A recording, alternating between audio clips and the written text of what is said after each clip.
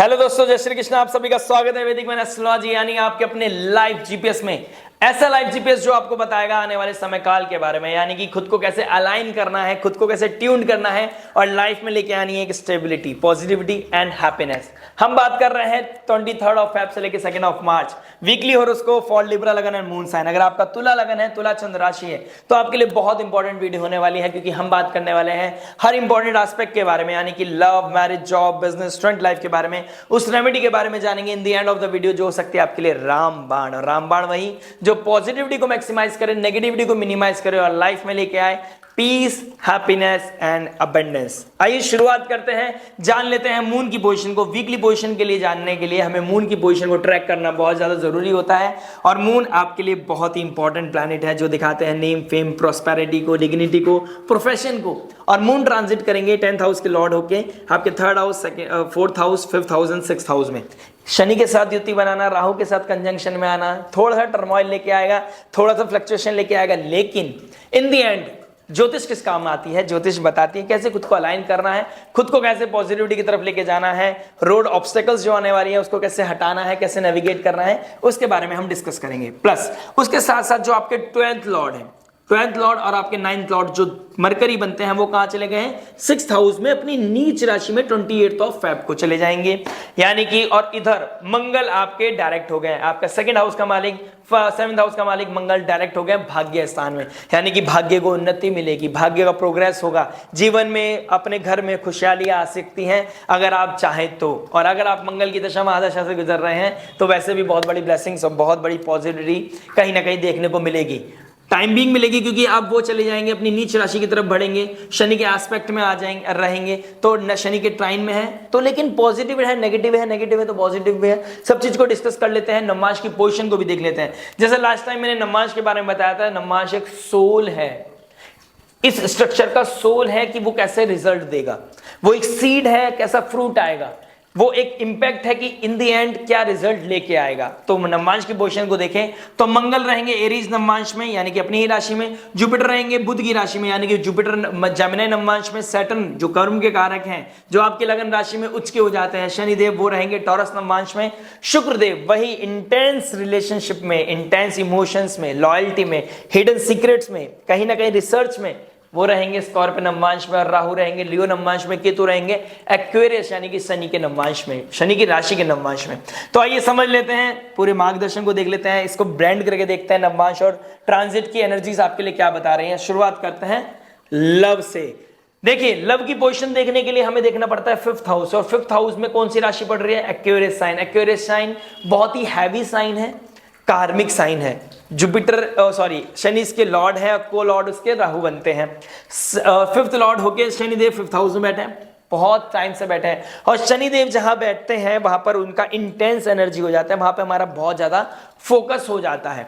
तो आपका पिछले बहुत टाइम से चल रहा है एक focus, love, relationship, emotions, romanticism, मेरा प्यार, हमारा रिश्ता, ये कहीं ना कहीं, लेकिन शनिदेव क्या कह रहा है? ये कहीं ना कहीं एनर्जीज बन रही थी। शनिदेव क्या बोल रहा है? आपको लॉयल्टी के साथ चलना पड़ेगा, आपको थोड़ा सा कमिटमेंट दिखाना पड़ेगा, आपको डिग्निटी को मेंटेन करना पड़ेगा, आपको अपने बीच की थिन लाइंस को कंसीडर करना पड़ेगा, क्या सही है, क्या प्रैक्टिकल है, उस चीज को देखना पड़ेगा। इम्प्रैक्टिकल नहीं होना है, ओवर इंटेलिजेंस नहीं चाहिए, ओवर डिपेंडेंसी नहीं चाहिए। इस तरह के सिनेरियो आपके 5th हाउस में देखने को मिल रहे थे या मिल रहे हैं। अभी 11th लॉर्ड होके सूर्यदेव भी बैठ गए हैं 12 फरवरी से, लेकिन अब धीरे धीरे वो शनि के पास जा रहे हैं, वो पूर्व भाद्रपद नक्षत्र में आ जाएंगे। उधर राहु भी पूर्व भाद्रपद नक्षत्र में चले जाएंगे इस हफ्ते, यानी कि जुपिटर का बहुत प्रोमिनेंट रोल होने वाला है। शनिदेव कहां बैठा है? जुपिटर के नक्षत्र में, और जुपिटर कहां बैठे हैं? 8th हाउस में।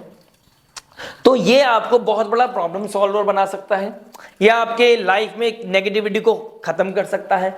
लेकिन 11th लॉर्ड का 5th हाउस में आना, शनि के साथ बैठना, आपको एक चीज का ध्यान रखना पड़ेगा, आपको डिग्निटी मेंटेन करनी पड़ेगी, लॉयल्टी के साथ काम करना पड़ेगा, आपको एक समय में एक जगह फोकस होना पड़ेगा, कहीं पे इन्फ्लुएंस नहीं चाहिए, कहीं पे पुश नहीं चाहिए, कहीं पे पुल नहीं चाहिए, वो चैटिंग नहीं चाहिए, वो डिलीट नहीं चाहिए चीजें। आप अपने कॉल लॉग्स को डिलीट कर रहे हैं, अपने चैटिंग को डिलीट कर रहे हैं, और आप अपने आप को भी धोखा दे रहे हैं, सामने वाले को भी धोखा दे रहे हैं। लेकिन एक चीज को समझिए, आप शनिदेव को या कॉस्मोस को धोखा नहीं दे सकते, आप अपनी अंदर सोल को धोखा नहीं दे सकते।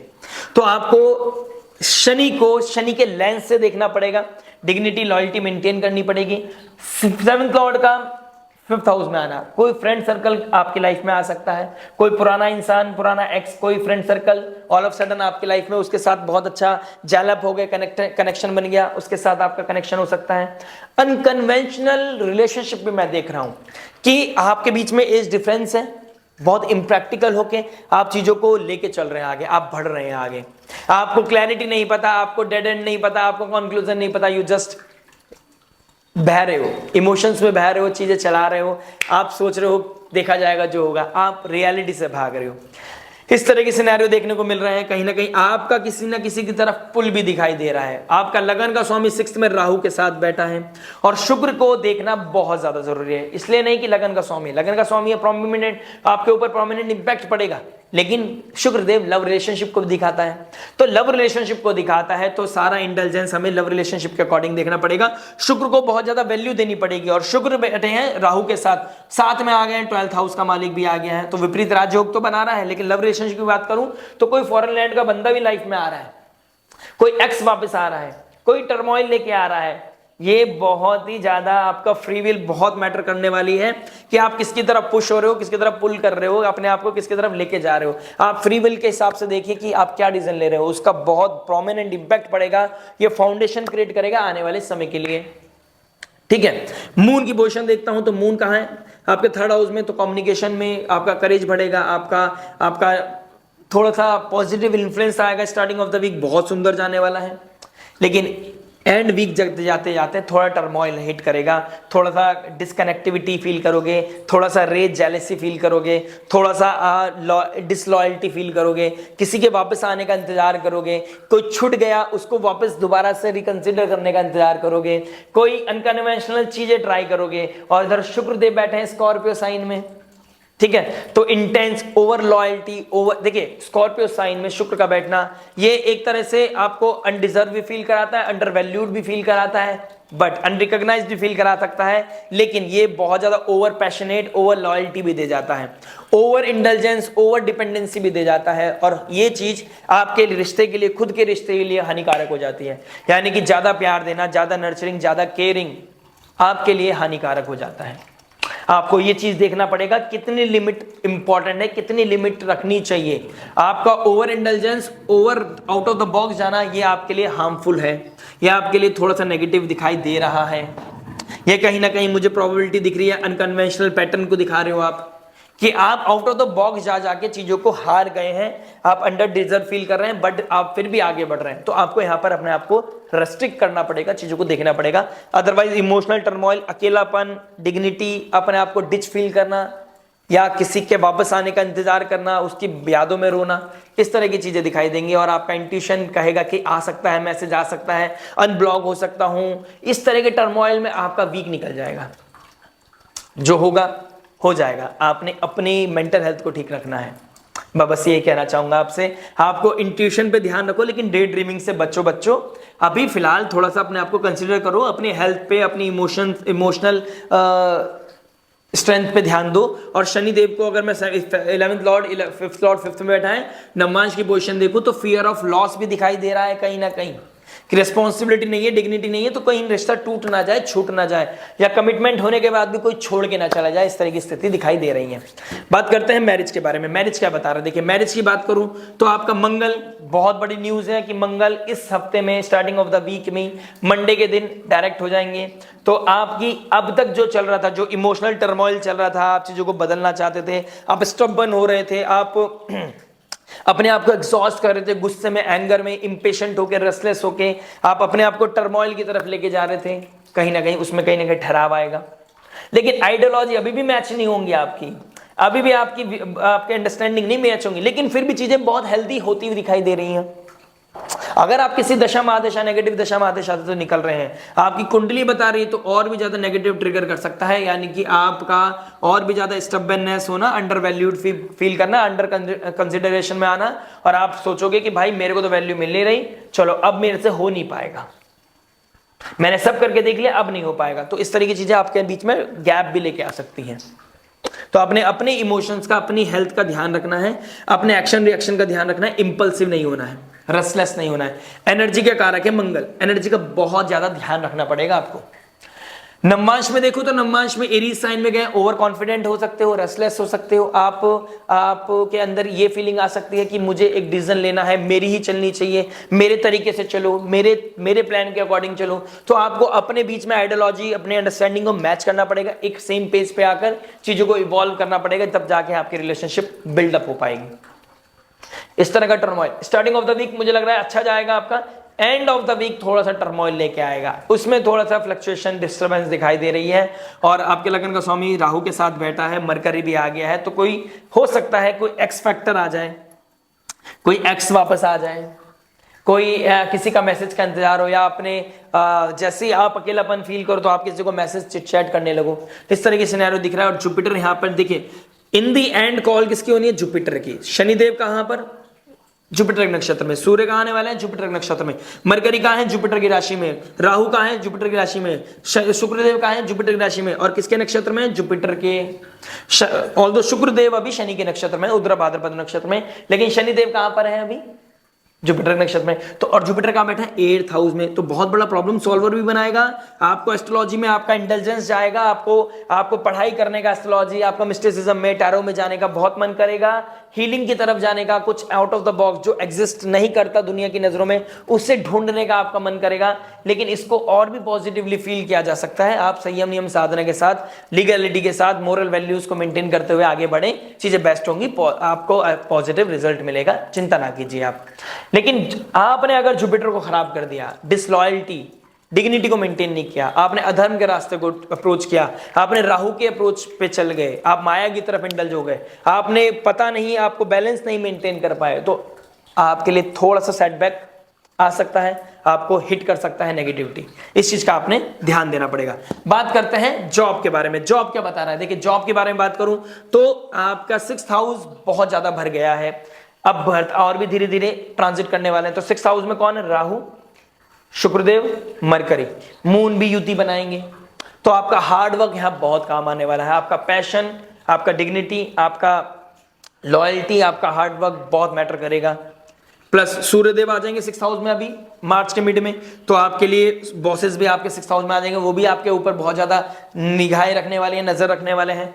मंगल 9th हाउस में बैठे हैं, तो भाग्य सपोर्ट करेगा, आपको भाग्य सपोर्ट करेगा, आपका भाग्य आपको अपलिफ्ट करेगा, आपके फाइनेंसेस को मेंटेन करेगा, आपके फाइनेंसेस को बढ़ाएगा। भाग्य के द्वारा, किसी फादर लाइक फिगर के द्वारा, सब्जेक्ट मैटर एक्सपर्ट के द्वारा आप अपने सैलरी को बढ़ा पाओगे, अपने टारगेट को पूरा कर पाओगे, इंसेंटिव होता है वो अचीव कर पाओगे और अपनी सैलरी को बढ़ा पाओगे। अब मैं ये बोलूंगा, अगर आपने संयम नियम साधना के साथ मेहनत करते चले गए तो आपको बहुत ही पॉजिटिव रिजल्ट मिलने के आने, दिन प्रतिदिन बेहतर होता जाएगा।